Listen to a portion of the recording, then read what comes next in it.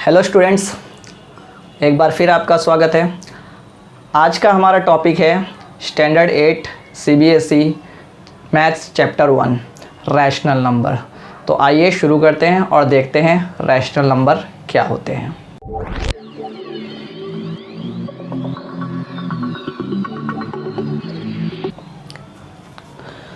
तो स्टूडेंट्स, जैसे आप लोगों को पता है कि हमने छोटी क्लासेस में natural number, whole number, integer के बारे में सीख रखा है और आज का हमारा टॉपिक होगा रैशनल नंबर। ठीक है, क्यू जो है उससे हम रैशनल नंबर को डिनोट करते हैं, एन यानी नेचुरल नंबर।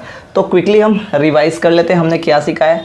तो नेचुरल नंबर जो होते हैं वो 1 से स्टार्ट होते हैं और इनफाइनाइट तक जाते हैं। ठीक है, अब फिर नेक्स्ट क्लास में हमने सीखा, जब नेचुरल नंबर सीखे उसके बाद हमने सीखा होल नंबर। होल नंबर में क्या किया कि जो नेचुरल नंबर्स हैं उनके अंदर एक नंबर ऐड कर दिया जिसको हम ज़ीरो कहते हैं।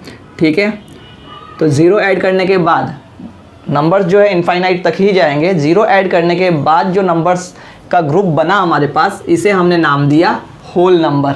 ठीक है, बाद में आते हैं इंटीजर्स। इंटीजर्स में हमने क्या किया, इंटीजर्स में हमने जो हमारे पास होल नंबर थे उनके अंदर नेगेटिव नंबर्स को हमने और ऐड कर दिया। जैसे कि ज़ीरो जो होता है इंटीजर का सेंटर होता है और उसके बाद ज़ीरो के राइट साइड में पॉजिटिव नंबर्स होते हैं और ये इनफाइनाइट तक जाते हैं, और लेफ़्ट साइड में नेगेटिव नंबर होते हैं जो कि इनफाइनाइट तक जाते हैं। ठीक है, अब हम बात करते हैं रैशनल नंबर की, जो कि हमारे चैप्टर का नाम है। अब रैशनल नंबर के अंदर कौन से नंबर आएंगे, तो देखिए रैशनल नंबर के अंदर हमारे सारे इंटीजर्स आएंगे। इंटीजर्स जो होते हैं वो तो सारे हमारे आएंगे ही आएंगे, ये कंफर्म है। ठीक है, उसके साथ अब इसके अंदर इस साल हम और क्या एक्स्ट्रा पढ़ने वाले हैं, यानी कि negative numbers, positive numbers, zero, ये सब तो आने ही वाले हैं। इसके साथ और एक्स्ट्रा क्या आएगा, और एक्स्ट्रा इसके अंदर आएंगे नंबर्स जो अपॉन में होंगे, जैसे 1/2, 3/5, 7/9। ये जो नंबर्स हैं जो कि P/Q के फॉर्म में हो, किस में हो, P/Q के फॉर्म में हो। P/Q के अंदर जो Q होगा वो हमारा नॉन ज़ीरो टर्म होगा। ठीक है, यहाँ पर P/Q होने के साथ Q जो है वो नॉन ज़ीरो होना चाहिए, मतलब ज़ीरो नहीं होना चाहिए।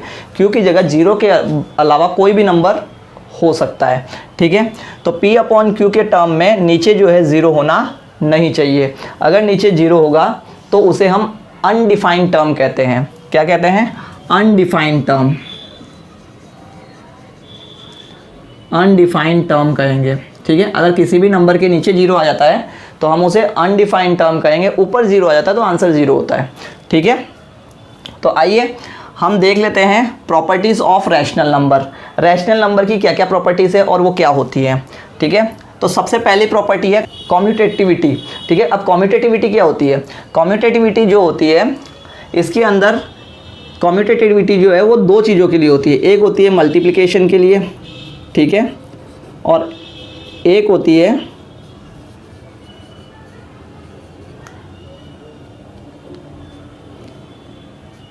एडिशन के लिए। ठीक है, कम्यूटेटिविटी जो है वो दो चीज़ों के लिए होता है, एक होता है मल्टीप्लिकेशन के लिए और एक होता है एडिशन के लिए। अब होता क्या है इसके अंदर, भाई कोई भी दो नंबर जैसे 2+3 या फिर 3+2, कैसे भी लगा लो इसको, ये मैंने एडिशन के लिए बता रहा हूँ। ठीक है, चलो इसको सही कर लेते हैं, मल्टीप्लिकेशन का पहले लिख लेते हैं।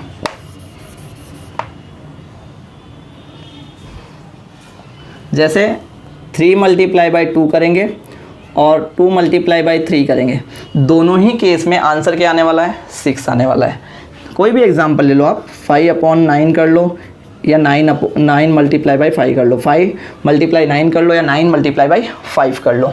ठीक है, ये हो गया मल्टीप्लिकेशन के लिए। अगर हम एडिशन की बात करें तो इसी तरह से कोई भी दो नंबर ले लो, 7 + 3 = 3 + 7, आंसर हमेशा क्या आएगा, सेम आएगा, 8 + 9 या 9 + 8। तो इस तरह से जो दो नंबर्स को हम स्विच कर लेते हैं।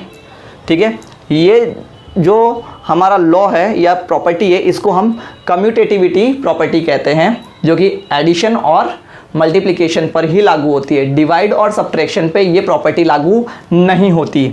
ठीक है, चाहे कम्यूटेटिविटी प्रॉपर्टी हो चाहे एसोसिएटिविटी प्रॉपर्टी हो, दोनों की दोनों एडिशन और मल्टीप्लिकेशन पर ही लागू होती है। अब एसोसिएटिव प्रॉपर्टी में क्या होता है, देखो यहाँ पर हमने देखे मल्टीप्लिकेशन के लिए भी दो टर्म्स का यूज़ होता है या दो नंबर्स का यूज़ होता है, और यहाँ पर एडिशन के लिए भी दो नंबर्स का यूज़ होता हो, और इस प्रकार से कोई सम दिया हो तो आप इसको सीधा प्रॉपर्टी पूछी हो तो आप लिख सकते हो कम्यूटेटिविटी प्रॉपर्टी फॉर एडिशन और कम्यूटेटिविटी प्रॉपर्टी फॉर मल्टीप्लिकेशन। ठीक है, अब हम बात करते हैं एसोसिएटिविटी की।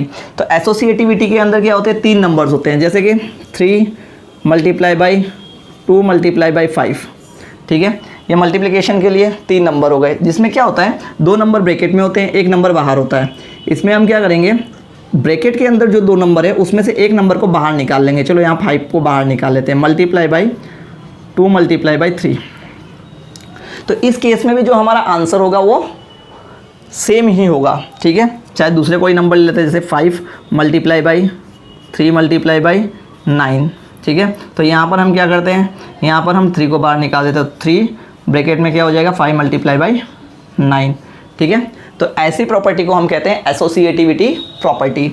अब इसके अंदर हम एडिशन की बात करें तो एडिशन के अंदर क्या होगा, एडिशन के अंदर जो है नंबर 3 ही होंगे, सिर्फ क्या हो जाएगा मल्टीप्लाई की जगह प्लस हो जाएगा, जैसे कि 3 + 5 + 2। अब यहाँ पर दो नंबर में क्या होगा ब्रैकेट होगा। अब हम इसमें से एक नंबर को किसी को भी बाहर निकाल लेते हैं, चलो 5 को बाहर निकाल दिया, तो अंदर क्या हो जाएगा 2 + 3 हो जाएगा। ठीक है, तो इनका जो आंसर होगा वो हमेशा क्या रहेगा, सेम रहेगा, चाहे इसका निकालो चाहे इसका निकालो। अब हम अगर बात करें दूसरा एग्जांपल अगर हम देखें तो दूसरे एग्जांपल में क्या होगा, कोई भी एग्जांपल ले सकते हैं हम, 5 + 9 + 8। ठीक है, तो अब हम क्या करेंगे, इन दोनों में से कोई एक नंबर बाहर निकाल लेते हैं, जैसे मान लो 8 निकाल दिया। ठीक है, तो अब 5 जो है अंदर चला जाएगा, तो 9 + 5 हो जाएगा। ठीक है, इस प्रकार से अगर कोई प्रॉपर्टी आपको दी गई हो, कोई सम दिया गया हो और पूछा गया हो प्रॉपर्टी कौन सी होगी, तो उसमें आप सीधा सा लिख सकते हो एसोसिएटिविटी प्रॉपर्टी होगी। जब 3 टर्म्स होंगे तब एसोसिएटिविटी प्रॉपर्टी, जब 2 टर्म्स होंगे तब कम्यूटेटिविटी प्रॉपर्टी। अब बात करते हैं एडिटिव इनवर्स की। एडिटिव इनवर्स क्या होता है, एडिटिव इनवर्स सबसे सिंपल है, अगर कोई नंबर माइनस में है उसको पॉजिटिव कर दो, या नेगेटिव नंबर है तो पॉजिटिव कर दो, और पॉजिटिव नंबर है तो नेगेटिव कर दो। ठीक है, जैसे कि हम देखते हैं -2/3, तो इसका एडिटिव इनवर्स क्या होगा, तो इसका एडिटिव इनवर्स जो होगा वो होगा 2/3, सिर्फ माइनस का सिंबल हट जाएगा। ठीक है, बस और कुछ नहीं करना है, इसमें माइनस को प्लस कर देना, प्लस को माइनस कर देना है। जैसे कि अगर हम दूसरा नंबर लें कि 2/5, तो इसका एडिटिव इनवर्स क्या होगा भाई, इसका एडिटिव इनवर्स होगा 2/5 माइनस में। ठीक है, इसे कहते हैं एडिटिव इनवर्स। अब बात करते हैं मल्टीप्लिकेटिव इनवर्स की। तो मल्टीप्लिकेटिव इनवर्स क्या होता है, मल्टीप्लिकेटिव इनवर्स जो होता है उसको हम क्या कहते हैं, उसको हम रेसिप्रोकल भी कहते हैं। मल्टीप्लिकेटिव इनवर्स को हम रेसिप्रोकल भी कहते हैं। तो इस केस में क्या होगा, जैसे कोई भी नंबर है 2/3 है, यहाँ पे माइनस और प्लस को माइनस और प्लस को हम नहीं देखेंगे, क्योंकि यहाँ पर हमें क्या देखना है, सिर्फ नंबर को क्या कर देना है, उल्टा कर देना है। जैसे कि यहाँ पे 2/3 है तो इसको हम 3/2 कर देंगे। अब अगर ये नंबर माइनस में होता तो इसका आंसर भी माइनस में होता, और अगर पॉजिटिव है तो पॉजिटिव ही रहेगा। ठीक है, यानी कि जो दो नंबर है, जो भी एक नंबर हमें मिला है जिसको हमें मल्टीप्लिकेटिव इन्वर्स करना है, उसको सिर्फ नीचे के नंबर को डिनोमिनेटर को न्यूमरेटर बना देना है और न्यूमरेटर को डिनोमिनेटर बना देना है। चलिए एक एग्जांपल और देख लेते हैं। तो यहाँ पे 3/5 ले लेते हैं। तो 3/5 का मल्टीप्लिकेटिव इन्वर्स क्या होगा, मल्टीप्लिकेटिव इन्वर्स होगा 5/3। ठीक है, अगर माइनस में है ये तो इसको हम माइनस में ही लिखेंगे।